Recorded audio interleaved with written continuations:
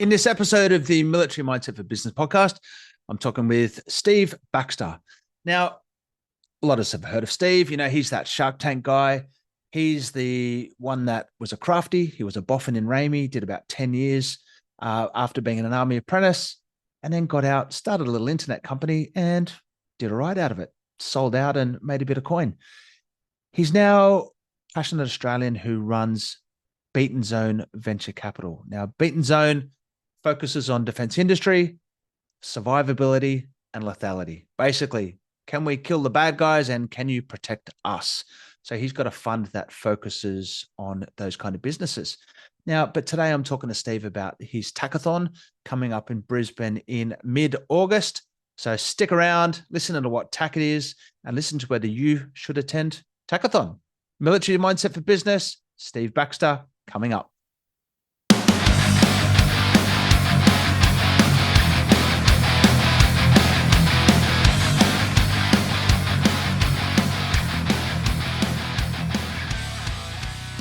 Everybody, welcome to the Military Mindset for Business podcast. This is the podcast for the veteran business community. And today I've got serial entrepreneur, investor, guy that has an opinion, which I love, Steve Baxter. How you going, mate? Opinions are cheap, mate. Good opinions are hard to come by. Be careful. Well, Steve, you've in terms of veteran celebrities, I'll put you about a B- on the list, mate. But you have been on TV before. You know, you did that little thing with Shark Tank years ago. But one of your exciting things you got going on at the moment is Beaten Zone. 10 years ago. Mate, it's a lifetime ago. Oh, mate, word. what I would just like you to just rehash a little bit is, for those that don't know, you're a crafty. You joined the army at 15 as almost like a boy soldier, and you had a nearly 10-year career as a boffin. Is that right? Yeah, so joined the Army Apprentice Scheme, 87, 15 years old. I was 15 years, 10 and a half months, so it was almost 16. Yeah. Played with 15 quite a bit. Did 3 years at Bongilla, at Latchford Barracks. Yep. Then did 2 years. So I went. Where did I go then? I went to Brisbane. Sorry for Yep. to One Base Workshops. I was TSG. Which is, for those not familiar with that, that's electronics technician, does everything pretty well except radio, radar, and avionics pretty well. And then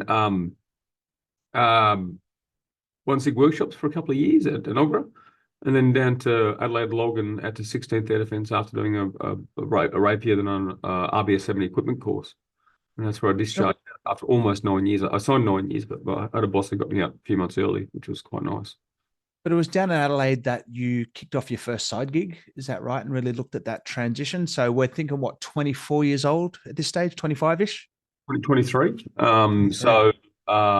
We started a dial-up internet service provider from home. Yep. And sort of, in late 94, it went somewhat well, which was good. And managed to separate. I started that in November 94. I was due to get out in it would have been January 96. Ended up doing a month leave without pay in May 95. I went well. I had a boss sort of give me early separation in September that year. So which was great because it just was going fantastically well, and it was a good opportunity. Peter Shanks, he was a lovely chap, a good man. Steve, where you are today, very passionate and influential in a defense industry space, creating Beaten Zone. How much of this initial experience in that first, nearly 10 years in Army sort of set the foundation for, your values and the way you think about the country today? Look, I get asked that question a lot from, what I took from the Army into sort of civilian enterprise and as an investor. And I don't think much. I don't think much value, to be honest. I mean, there's some stuff there that you can probably chisel into. Excuse me. But with respect to, whilst I found my military service was very frustrating, it was before Timor. Whilst there were some overseas deployments, there were very few. And so it was just boring, to be quite honest. So I was somewhat of a frustrated soldier. And just about 2 years before getting out, I had an aggravated knee injury. So I ended up, I'm on my 7th knee op at the moment, if you know what I mean. And first one of those started when I was still in, and it was when you did 2 nights in a hospital for an arthroscopy. Things that the day trip now, but So it doesn't help when you're getting around your half cripple. Everyone thinks you're bunging it on. Excuse me. Wish I was. I could have avoided the 6 other bloody operations. Excuse me. So so yeah, I was just frustrated. Looking back, I did enjoy it. I mean, looking back, I would say you always enjoy your service career a lot more when you're out. Amen to that. I remember being at people saying, "Oh, your platoon commander, your time will be, in the battalion to be the best time in your life." But I did enjoy it. But there's times I really didn't enjoy it. Digging in bush and stuff like that. We did some inane boring stuff. We did some awesome stuff too. I mean, don't get me wrong. We did some, we had some, and you made some great mates, and I've still got a close circle of friends from there, to be honest. So, yeah, I'm actually fishing up the Gulf next week, and normally, actually, 2 or 3 blokes I serve with come up. They just this year, for whatever family reasons, they can't make it, but normally they're up there. So, we stay pretty close. And our class from apprentice school pretty tight. We've done like a 20th, 25th. We had a 30th, 35th got a bit weird because of COVID. We got it done eventually. So we get together and they're not making any more apprentices, mate. They stopped it after 50th. Yeah. So yeah. It's interesting though. When I sort of got into Army about 2007, 16 ALR was sort of a unit that wasn't that high profile because we weren't like blowing things out of the sky or anything like that.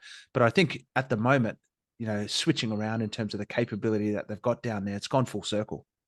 Yeah, I haven't actually followed it. I mean, I went down there years ago and I drove past and I looked at basically I noticed it was a name change, Air Land Regiment. I thought, Yep.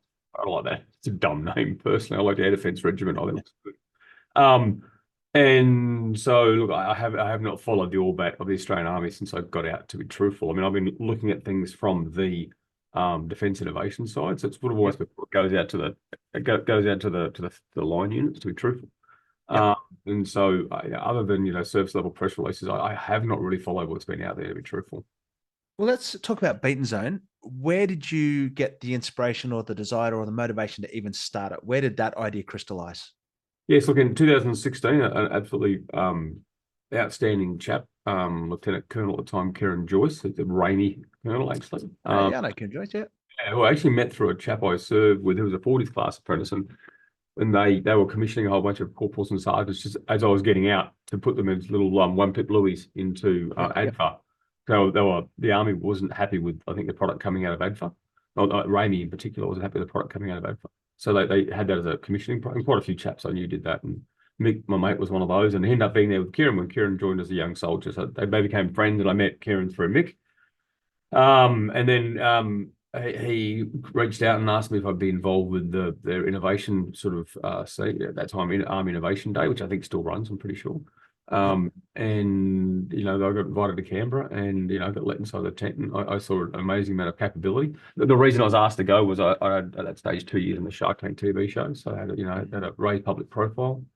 And so I headed down to Canberra, and I remember it was fascinating, actually. I thought I couldn't believe what I saw. At the end of the day, I was invited by, I want to say it was the Chief of Army. I can't remember the chap's name now. To stay in under the theatre afterwards, and as they do deliberations for handing out their big pot of gold. And at the end they sort of turned me.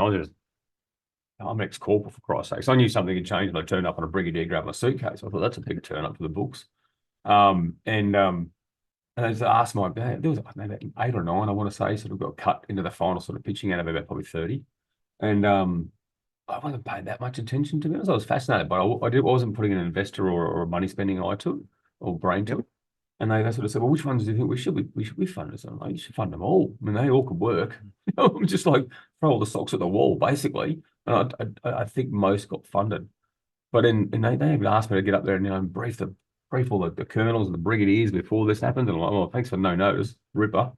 So look, I got very generous access into that sort of strata of especially Army, which was lovely. So, and I had a few good years of engaging with them, and I think I began to get very frustrated, and I probably displayed that frustration to a lot of people, and now publicly and in the media, I think that the DoD, the Australian Department of Defence, is just hopeless when it comes to acquiring capability, and it will be the detriment. It'll be our sons and daughters' detriment, to be quite blunt, and not in a good way. So, so I saw all this amazing capability through this process that was sort of dying on the vine. It'd go through the DIH or whatever program. There's a variety of programs, but there's some granting programs. It'd get to the end and the army would say, well, that's great, but we don't want it. And this company's geared up and got people and staff and they're an actual business, and all of a sudden their one customer's just said, yeah, we weren't really customers, sorry about that. And so I thought, well, that's an amazing piece of capability. Let's take it to the US and get it. Let's get it into a bigger market somewhere. Mm. And so that's a genesis of how I came across Beaton and what we do. We take mostly fully formed high-ish TRL, medium to high TRL capability that has been developed here for whatever reason. We probably need, but we've refused to buy, or we're finding it hard to buy. Take it into a larger market and take it to the US. So in terms of a high TRL, technological readiness level, this is a mature product. It's been tested, it's hit viability, and it just needs that catalyst for something to take it to the next level. Well, I never quite understand the TRL levels because there's a bit of subjectivity to them, to be honest, by people. It's probably not, it's probably quite strict, but people always, there's some variability how they got applied. So my perception was that. So I tend to ignore them. And to me, it's like minimum viable capability is a better term I've heard. Yep. So we have MVPs, minimum viable product in the tech startup world. That's hey, it works, it compiles, it looks a bit ugly, but will people use it? Will people actually engage and spend the time to get into your universe, what you've created? Because a lot of times getting people to spend time is harder than to spend money. Yeah. So you're after that minimum viable piece of effort you've got to do to understand this is going to work. So I look at that. So could you give it to a soldier and it works? 7.5 out of 10 times. Yeah, it's probably then that's probably what I don't know, probably TRL 6, 7. I got no idea. Yep. So that's where we're at. And then so you have not a great deal of capital is required to polish it off, but you have something you could give to an exquisite user who will understand it. Okay, this is a prototype thing, and I'll put up with that for a little bit to get that feedback. Is a magic magnetic drone quantum gun a thing? I don't know, whatever people are pitching us, let's give it to a special operator to find out if that's what they want. And if they say no, then it's like, oh, well, let's go find something else.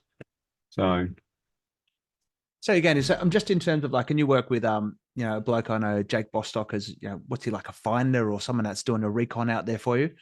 Yeah, deals good, is it? So this is late July, 2025. He's a dad as of the weekend too, for the first time. Is he? Mate, I'll have to give him a buzz. Didn't realize we were there. No, that's brilliant.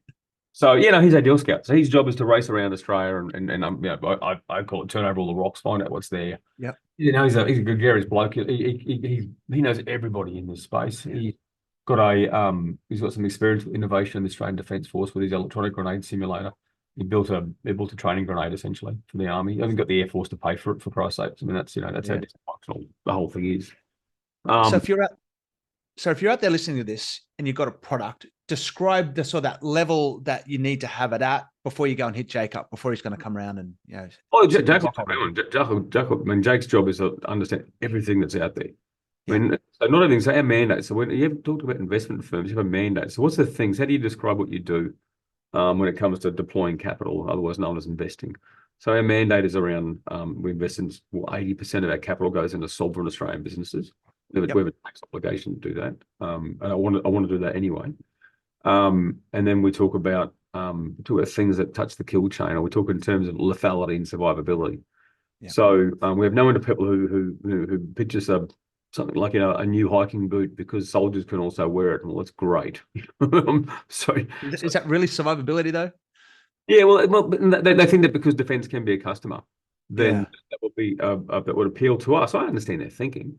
But for me, and I don't do lethality and survivability because I'm bloodthirsty. I do it because my job as an investor is actually really easy. I buy low and sell high.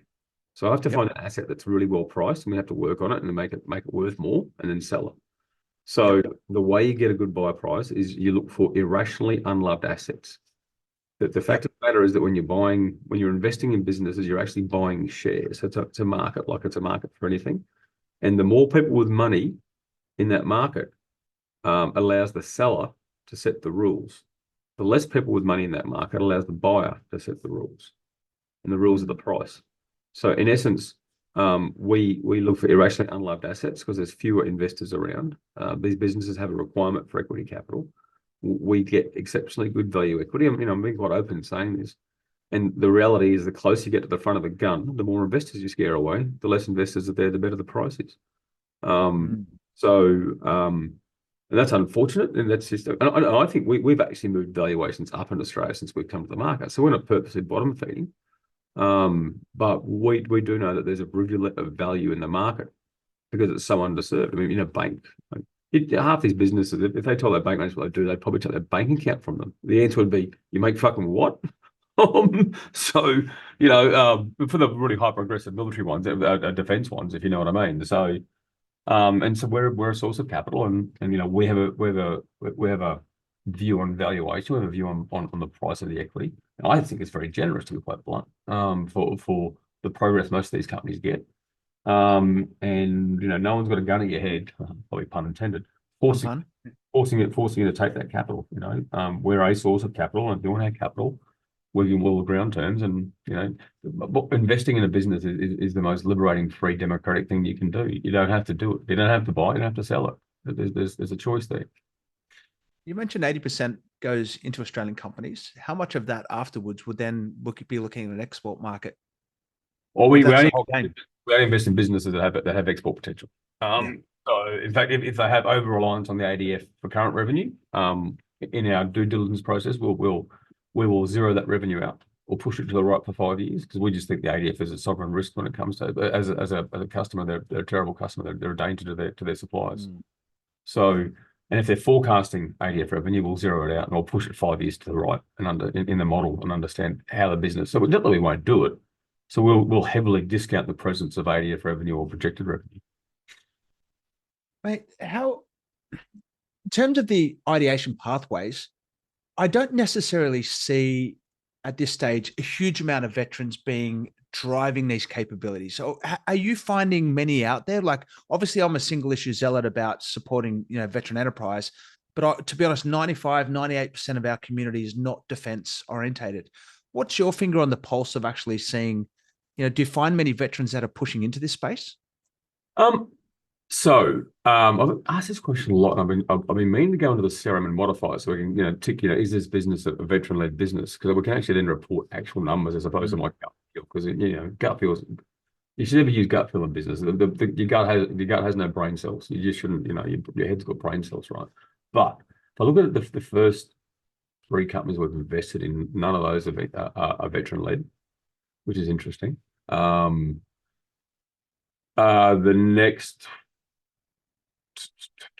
next 2 we're looking at in Australia are not veteran-led.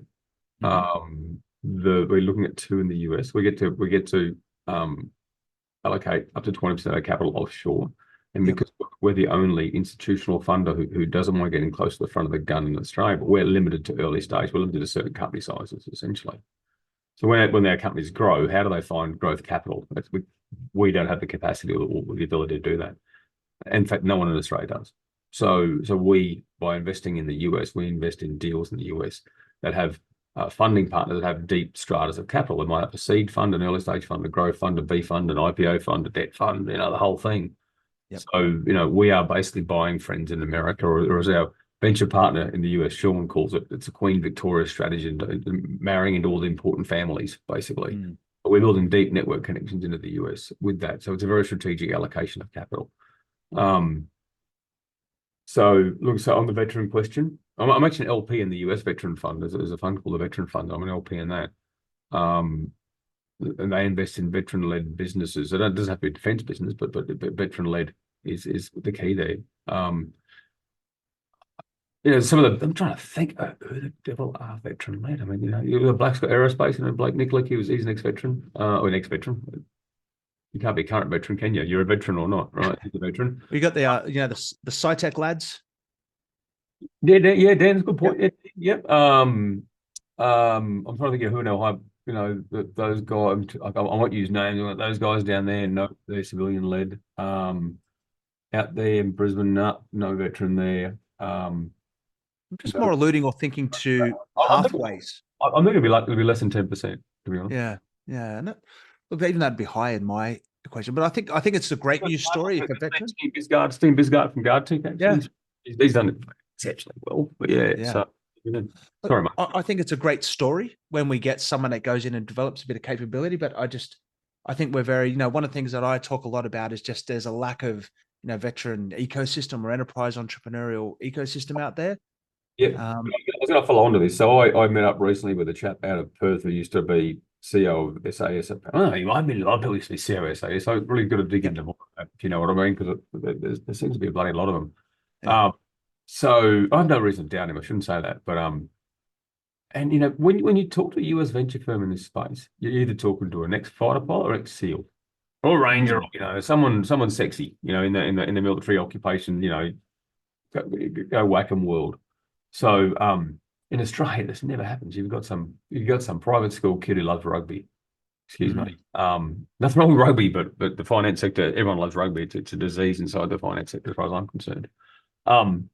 We have a terrible rugby team. How can anyone like the Wallabies? I mean, seriously, like rugby's 11th most popular participation sport in Australia, and we get all butthurt when we lose. We're not very good at it. I'm like, come on, guys, it's not exactly a popular game in Australia. Excuse me, that's my rugby rant done. But you don't tend to get that, and so and this chap I met over there, he's partnered up with actually the former CEO of 22 Regiment, actually. So they sort of work together, I suppose. And they're getting investment space. It's the first time I've seen that in Australia. It struck me that you just don't see this in Australia. You actually don't see. Yeah. So I've been talking to Quentin Mastermorton and Warriors about whether we do some sort of not partnership, what do you call it? Sorry, scholarship. Excuse me. You have to forgive me. I'm on cold. I've got about 1,000 kilos of Sudafed inside me at this point in time. Soldier on, mate. Yeah. So do we get someone out of defence, and do we try and launch a pathway into finance so that we can actually get some of that experience into this strata? Because they're not naturally gravitating there, but not by any stretch. Look, I think it's probably a 5 to 10 year at least time to get those pathways or those ecosystems going. And ultimately, one of the ground things is just telling stories. I don't know if many people know that you're a former army or these other, investors and business owners out there. But Steve, what am I going to switch on to now? First of all, Beaten Zone. Who came up with the name? Love it. No, it was me. Yeah. So on that journey I had from 2016, and I saw these great businesses. I also saw a fair bit of community dislike for those businesses, and mostly out of the financial services sector. Businesses, when they first started, couldn't bank in their company name, had to bank in their own name because the bank manager didn't like the fact they made something dangerous. Otherwise, no one was defending the realm. And even we have found credit cards hard to get. Insurance is hard to get for these businesses. And financial services companies just don't like these businesses. So I thought, look, I'm a huge fan. You either have a business or a charity, and there should be absolute daylight between the two. You can have both, but they should be so separated that they're in different universes. Just on that note, I ran the Veteran Community Business Chamber as a charity for about 4 years, and to be honest, the model just did not work. I just felt like I was a beggar, and one of the other 5,500 veteran begging. Not trying to rag on other charities. A lot of people doing a lot of good things, but just in terms of a mind space.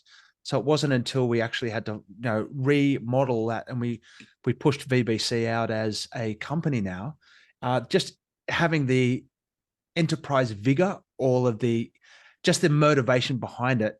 We're all of a sudden getting serious traction rather than just being another participant. So there's a lot of great charities do a lot of great things, but for me, being an enterprise and trying to support business, we just had to become a proper business. Yeah, and there's a lot of honesty in business. I think I love mercenaries. They're all black and white. They're about the money, right? So you're in business, providing you do good business, you're not an asshole about it, then great. I think it's awesome. I think most of those when you're a digger with a bit of a public profile and a bit of wealth behind you, most of those 5,000 knock on your frigging door too. Excuse me. Yeah. So I find that a little bit frustrating. But I forgot what I got to. Going back to that, from your Shark Tank days, can you ever go to a party without being pitched, or is that every day? Actually, I don't get as often as I thought I would, and it was my lovely young lady's my EA at the time. Now she left for a while, and we're still good mates. And she's EA for a few of the other businesses I've been involved with. And she said at the time, she said, "I know why you come across so grumpy and angry on TV. That's why people don't think they're going to buy your head." I'm like, "I'm really grumpy and angry. I'm just the friggin' honest one. Excuse me. The rest are just sweet." So, mate, I'm sure your kids see the soft side of you. as long as they behave. where were we getting to before that? I forgot what we were talking about now. We're getting into TAC Hack, right? So let's switch over. TAC Hack is an activity that you're running in Brisbane next month. First of all, can you tell us what TAC is? Tactical Assault Kit, I believe it stands for in the military spectre. Tactical Awareness Kit, I believe. Tactical Awareness Kit, got it. Quite often used for tactical assaults, so you're pretty close. So TAC Hack, it's a hackathon. Run from the 22nd of August to 24th of August, Friday through a Sunday. It's typical hackathon format, start the Friday afternoon, finish on a Sunday afternoon.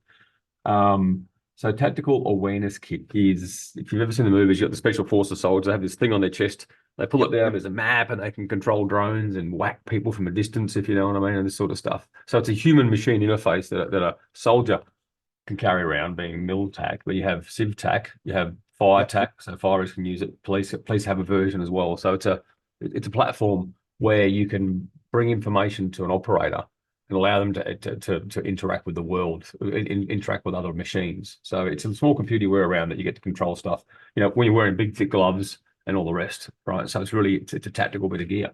But it's a software platform that's somewhat open that allows people to rapidly build applications and uses for it. So we were very keen to get more people exposed to the defense technology sector. And a lot of defense is light industrial manufacture. It's making things that are armored. It's heavy things. If I mean, and trust me, I'm good with heavy things. The way you stop the enemy is not with harsh language alone, but it's a robust man carrying something heavy. But end of the day, if you go to actually try and enable people and activate them, you want to do it in a light-handed way so they can participate and we want to. This is the slide the drugs under the door trick, right? So just want to get them hooked.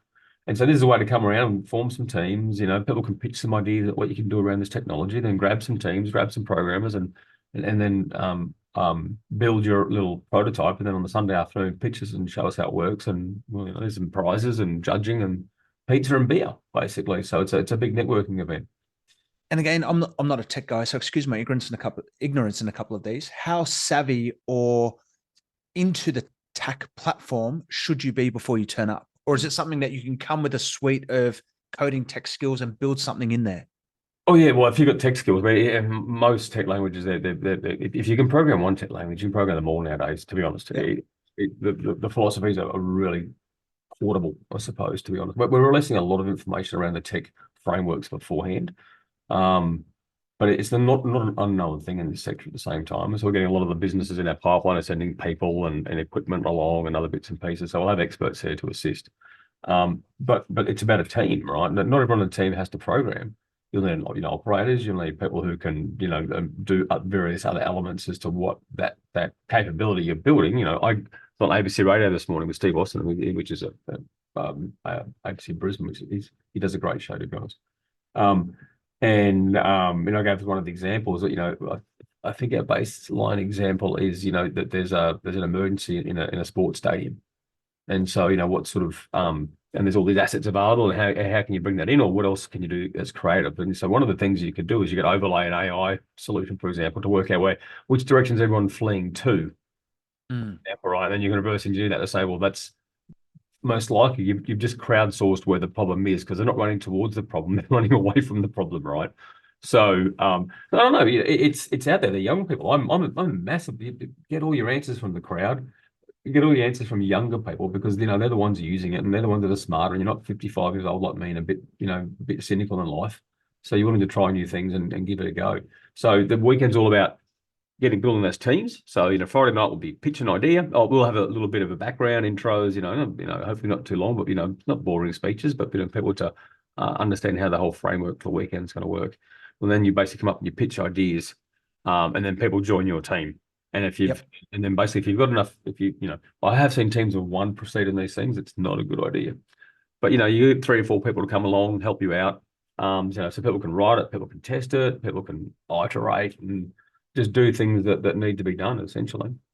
And you've also got a mentor framework turning up as well. Are they part of the team, or are these or people that turn up can join teams when they're there? Very much so. Turn up and join teams are there. But the mentors will be used.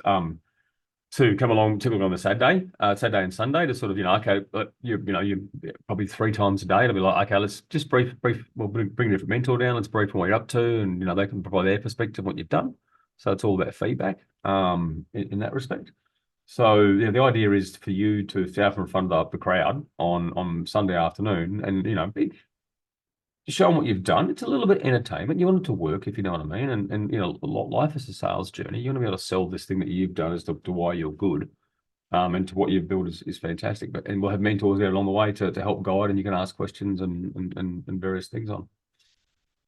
Mate, in terms of the applications of the platform, how much of it is ready for real life, real time combat deployment versus training simulation? It's all. Can we use it all for training sim first and then apply it into the real life later? Look, I think anything that gets created on the weekend is going to find its way, may eventually find its way into a soldier's hands, if you know what I mean. But we're not on a classified platform at the same time, right? We're in the dirty civilian one, so which is exceptionally similar, if you know what I mean. So very very translatable. And we're quite cognizant. We want to activate people into the defence tech sector. So we're also saying, civil defence is important too. The fires use it, the ambos can use it, etc. So why? So not just guys with green paint on their face, because there is an unfortunate perception of defence in Australia as being like a bit of an ugly thing. Why should we need it? Isn't it a bit sad? And rarely it is, except a man's been throwing rocks at man ever since they walked out of cave. So let's just settle down for a second. So So we want to give people permission to use a mission set, which is more civil defence related, I suppose, and law enforcement along those lines. So that at least we want them introduced to this technology. This is an on-train. It's a really light, easy way to understand. It's not how you bore and ram a new artillery piece or create a new missile, which you couldn't do in a weekend. Yeah, but with this you can actually get something actionable and something fun to be part of over a weekend. So it's really. So I suppose the format of the equipment measures the format of the weekend we have, or the time we have available. Mate, there should be no better person to ask. But if you've got potentially some tech guys, I don't know how personable or how charismatic some of the code writers of our community are, but tips for pitching at the end. I'll get someone good at pitching. Yeah, pretty simple. But at the same, I got asked the same question by Steve Austin this morning. It's like, but I like engineers. They can be a bit introverted and stuff. But I think it's also, it's a heavily overused and probably incorrect sort of generalization, to be honest. Yeah. If you're an engineer and you're not the most gregarious person around, and to succeed in life, the more you can talk to it, or the more you'll succeed. Maybe come along here. It's a pretty friendly environment to get to expose yourself to and actually understand what's required there. But I'm a huge fan of teams. In a team, you'll have programmers, you'll have people, you'll have operators, you'll have the overall leader, for example, who's going to help set direction. So there's very teams of one in business rarely ever win. So you need to build that team. And come along, lose your ambitions, gain some skills, build a network. That's the most important thing. If you're interested, how do you get in? Do you have to be selected? Is it open to anyone? Can you turn up and watch? It's open. So we are asking people to register. We're catering. Yep. To register. So there is a Eventbrite page. I should have the URL handy for that one, shouldn't I? Yeah, no, we've got it all for you, mate. We'll put it all in the show notes. It's TAK, HAK. So there's an event page. It's one of those online sign-up things anyway. Well, we're putting food and stuff on, food and drink on. So, we need to know catering. We're having it at the startup precinct here in Fortitude Valley, and they have a requirement to understand numbers. So, it'd be great if 1,000 people turned up, but if only 200 registered, then the venue owners are probably going to ask some sensible questions. I'll have to put more party pies on, mate. It's all right. I'd love it, right? But you'll probably spill that in the Valley Mall, and that'll just Friday night. That'll be interesting. To be honest. What about corporate partners? If you're a corporate sponsor partner interested in the event, love it. Yeah, look, love it. Like, so if you're in the defence space, part of this is activating people into defence tech. So you might have someone out there at the moment programming applications for an insurance company or an advertising company. We'd love them to come down and expose them to defence tech and understand this is, your skills are very portable, excuse me, and you can come over here. So in that respect, I think corporate's being involved is good. Everyone's after staff, everyone's after challenges. A lot of people want to see the direction of innovation. So corporate sponsors, and I probably should have Peter Ellis on this. We'll put Peter's details in here. Right, yeah. We'll get that sorted. She's GM of Register Labs. She's an Register Labs. She was a GM of Register Labs. She's GM of beatenzone Ventures now. And she's definitely the one to reach out. Like, she's a great cat herder. She does it. She did, I think, 600 events for me at River City Labs over those years. So no, she's a gem. If there's something that I can really that resonates with me, like being, former army joke as well, is down at Land Forces last year, having all the protesters out the front. A bit of a, we got called a few names and that kind of thing. But I remember listening to Christopher Pine at the dinner that night. And he was talking about, the defense industry and, the defense community are the ones that provide the security framework to let these people do what they do. And so many other countries in the world, you wouldn't be allowed to protest like that. So, I'm all for freedom of speech and protesting, whatever, but let's not forget it is the defense industry and the security of the country that gives you those rights to be able to do those things. Yeah, look, and they hate us, we hate them, so we just call it a draw over. So, and their opinion really is pretty infantile. So, but they're free to hold stupid, immature opinions. Good on them. So, Steve, thanks for joining us today. I appreciate you coming on at short notice. We'll get this out. And so again, if you're interested in TAC the software, we'll put all of the details. We'll put he's online. Whilst he's actually nursing a young bub, he is online. Yeah. He's answering way too many things on Signal, like I said at the moment. I'm like, Jesus Christ, Jake, go back to your kid. What are you doing? But so and Jake and Pete just a smashing job. So and they're the subject matter experts there, that's for sure. Mate, it's great to. I always, I was taking a piss out of you a little bit before with B- celebrity. The guy that I do put above you is the Blue Wiggle. I think that's the Anthony Field. I think he was former 5RR or 7RR. But mate, it's just great to see. I'm really passionate about veteran success and veterans taking the next steps. And one of the biggest things that I love doing VBC and talking about enterprise and entrepreneurship, it is the ultimate you see it, you can be it story. And no matter what's happened in your life, if you're going into business, you're aspirational and you've got hope and mate, you're cracking on and kicking goals. So Steve, appreciate your time. We'll get this thing turned around and get it out there and mate, keep in touch. Thanks, mate. Look forward to it, mate. Cheers. Brilliant. Thank you, Steve. Thanks, man. Have a good day. Cheers.